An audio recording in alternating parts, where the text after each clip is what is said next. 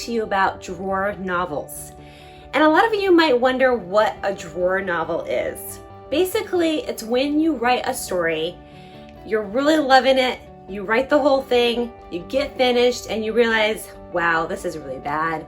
No one's gonna wanna read this. I'm just gonna put this in this drawer, tuck it away, and never look at it again. I would guess a lot of authors have drawer novels. It's not an uncommon thing.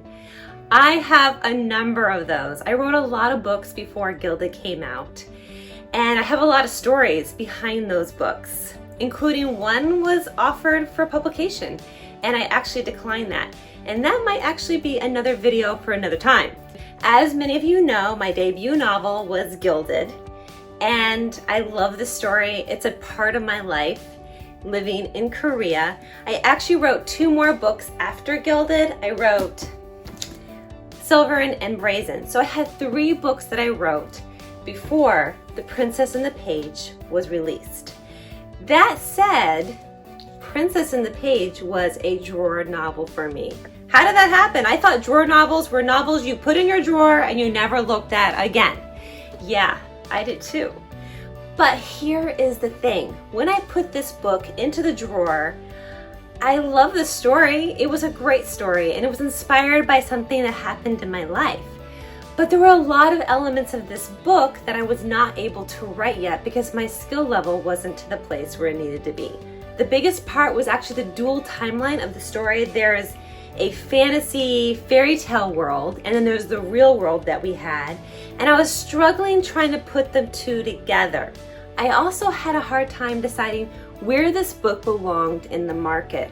Was it a young adult novel or was it a middle grade novel? I didn't know. But then one day, an editor named Andrea Pickney called my agent up and said, I really want to do a book with Christina Farley. That's me. And I'm like, oh my gosh, I love Andrea. She's amazing. I got to meet her in person and hear her speak, and she's very inspirational. And if you haven't read her books, you need to check them out. She's got a whole bunch of books that are great. And so she had talked to my agent, and she said, what kind of stories does she have? Or she has any ideas to write stories? And I said, I gave my agent all these ideas. I'm like, I don't know if any of those really fit. And he says, well, is there anything else? And I said, well, there's this one book. It's about a girl who's the power to bring stories to life with her magical pen. And he said, what? Why don't I know about this book? And I said, because it's awful. It's terrible. It's a train wreck, and I put it in my drawer to never see again. And he's like, yeah, right, whatever. And I'm like, no, seriously, it's bad. Well, Andrew was interested in that novel, of course, right? So I pull it out, and I'm like, oh my goodness, like, this is really, like, we need to just toss this whole thing. But here is the thing about the drawer novel. I had a passion for it. I loved it.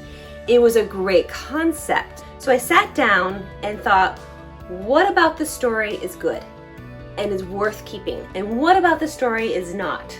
And I wrote down all those thoughts, and I started from scratch, like literally from scratch. I didn't even use the previous manuscript. And I started all over again. I knew I was going to write a middle grade, and it was for ages 8 to 12. I knew that it would be a bit of a mystery, a lot of adventure, and it would be about friends and relationships. And so I took those things and I built my story up from scratch. So back to the idea of drawer novels. I will have to tell you, I am living proof that drawer novels are worth revisiting and relooking. But when you go back and look at those old novels, make a list. Decide what about the story is working. What about the story do you love? And if you can find something in there that you think is worthwhile, then revisit it, look at it again.